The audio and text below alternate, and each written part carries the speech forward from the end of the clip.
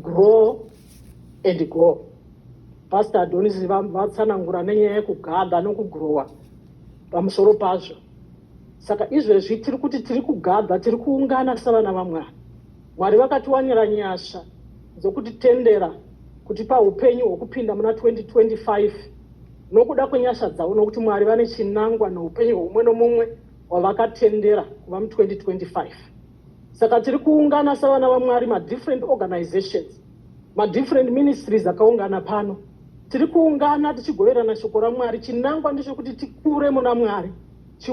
Chinangwa ndechekuti tifambe as we grow, tichifamba muMwari zvavakatidanira, tichipfuurira mberi, tisingarambe tiri panzvimbo imwe chete. Tisarambe tiri panzvimbo takamira pamwe chete, asi Mwari vanotarisira kuti tiite grow.